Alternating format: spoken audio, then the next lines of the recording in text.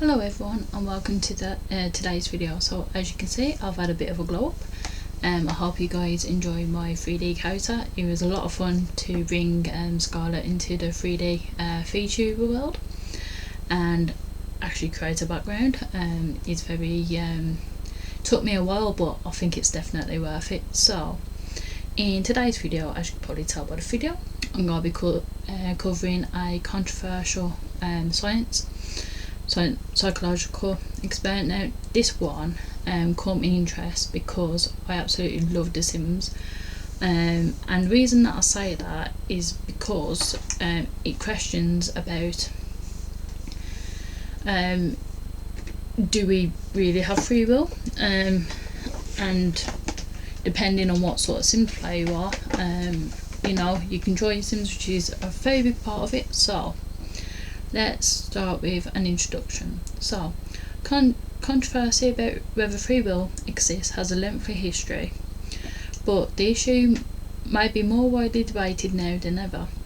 The alleged news that free will is an illusion has found its way into the public media, and some researchers have presented evidence that this news has a negative influence on people's behaviour.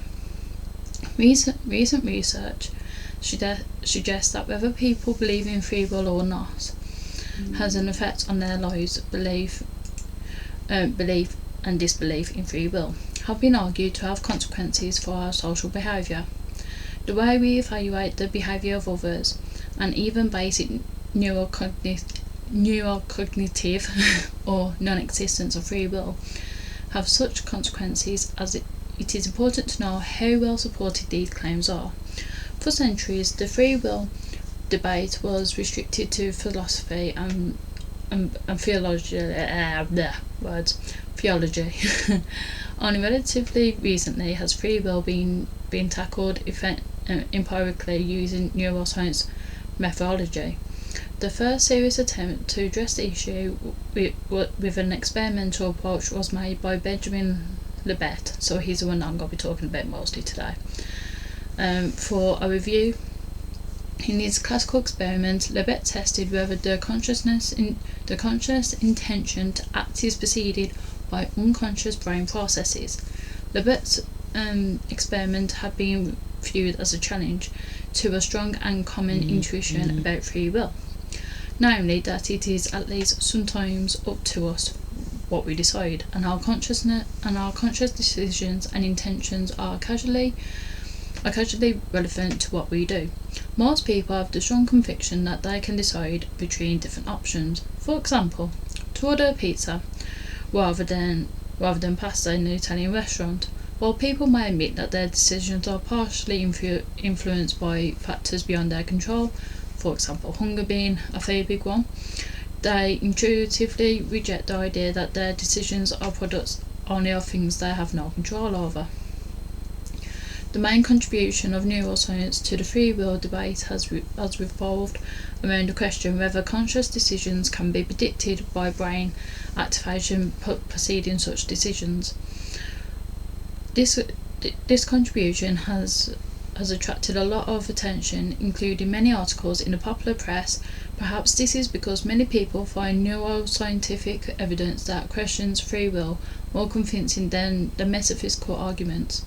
Furthermore, the formulation of a kind of neurodeterminism is much easier to grasp than traditional physiological arguments regarding determinism and free will.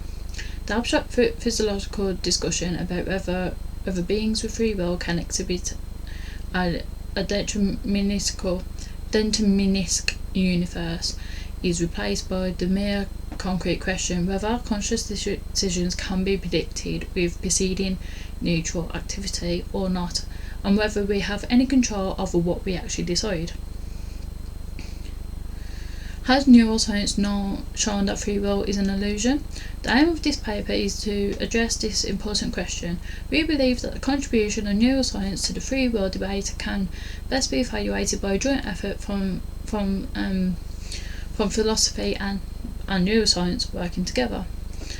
Our intention is not to address the question whether free will exists or not. Furthermore, we will not discuss the merits of different physiological positions on free will. The main aim of this review to evaluate the validity of neuroscience challenge to the existence of free will that has been presented by Libet-style tasks. Furthermore, we think that after 35 years of discussion on the implications of the Libet task on the free will debate, it is time to integrate the findings and develop a more timely interpretation of the results. In this paper, we will first discuss many issues before outlining the experimental evidence for the claim that our conscious decisions to act are preceded by unconscious brain processes that determine them. We will discuss the classical experiment by Libet. Let's skip ahead to that one. So let's talk about the Libet experiment, because I think that's enough background, because I don't want to be making it way too technical, because let's face it, it's not the most interesting, especially like with me, who I don't have a degree in these sort of things, but that's the basic rundown of the background behind it. But the main thing is actually about the experiment itself, so let's get crack-a-lacking. So the Libet experiment. The experiment by Libet and colleagues is one of the most iconic experiments of experimental psychology. In this experiment, Libet combined two approaches to study cognitive function, creating an experimental setup that inspired generations of psychologists, neurologists, and philosophers. The two elements are electrophysiological measurements of brain activity preceding intentional action and subjective timing of conscious intentions in the experiment. So let's look at the challenges. So the challenges to this experiment. The conclusions that Libet drew from his experiments have been strongly challenged on different grounds. First, the question arises whether the experimental setup of the Libet experiment resembles anything that can be called a voluntary action, as it occurs in a neutral setting. This critique changes the ecological validity and generalization of the experimental setup. Second, the internal validity of the experiment. So, the fetal idea. The research that we have discussed so far strongly questions the classical interpretation of the Libet task. So, what about Libet's fetal idea? Is there enough time between W and action execution in fetal actions that we have decided on? This question is relevant independent of whether one follows of the interpretation of Libet with respect to the RP and W, rather the same question arises in the context of ITB models of voluntary action if W reflects the moment in time with an accumulation. Where are we now? When Libet carried out his experiments on free will about 35 years ago, his research kicked off a debate that continues to be very lively. His observation of an RP that precedes the time of conscious intervention by a few hundred milliseconds has motivated philosophers, neuroscientists, and psychologists to question the existence of free will on empirical grounds. Interestingly, however, these findings have not only inspired scientists but also science journals and the general public. Conclusions. More than 35 years ago, Benjamin Libet published his seminal work on the relationship of conscious intentions and preceding neural activity. He concluded that the brain decides on our behaviour and we are only informed about this decision in retrospect. His findings have been taken as evidence for a kind of neural determinism and have strongly influenced the free will debate in psychology, neuroscience, and philosophy. However, a careful review of more than 3 decades of research on the Libet project, it's a bit iffy, basically. So basically, the basic gist of it all was basically saying, well, is it definitive? because this guy Lebet, he was saying that he's found how the pathways work, that basically there's a few milliseconds that the brain decides before we have that conscious thought. So in the example that I used earlier when I was going through the background bits of it, he was saying about deciding if you have pizza or pasta at an Italian restaurant. I always got pizza because pizza is my favourite food, you know, even though I am a vampire and all that. But yeah, but for that, his theory basically is saying that there's like a pathway in your brain that decides that a few milliseconds before you consciously make that decision. So it's quite an interesting one. What I'll do, I'll leave some graphs in the description below. I'll leave some links to some graphs that have the illustrations, because it's a bit difficult for me to kind of explain it properly.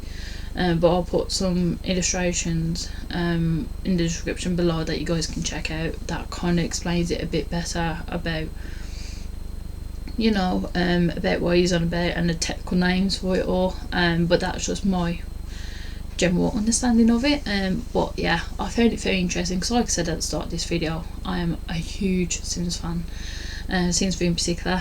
But yeah, but I know you can choose if to have free will or not, so it just reminded me of Sims. That's why I wanted to cover it.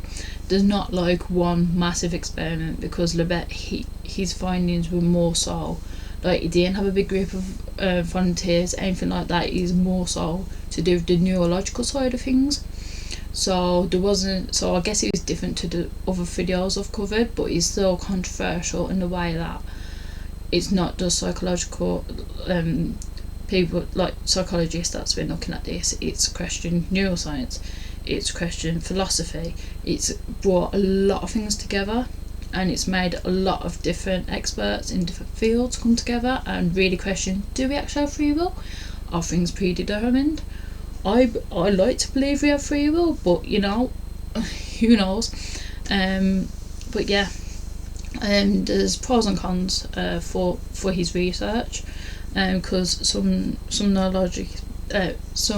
people that work in neurology are saying, well, you know, the signals that you do get, that he did find during his research, there wasn't consistent enough. That's the main consensus, is about the consistency, because with anything you need that consistency, and I think because he couldn't replicate that, I think that's where this one does struggle a bit.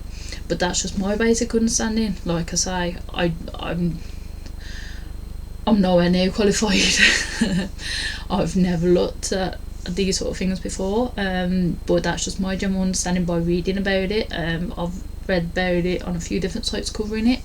There's a lot of really technical words, so I've kind of tried to get my basic understanding and kind of dumb it down a bit, so that I understand it, and using my own sort of language to wrap my hand around it. But I thought it was a really interesting one. Like I say, I'll leave some illustrations down below that I found useful to understand it. But yeah, I hope you all enjoyed. I hope you all like my new character, my new look going on, and my new background.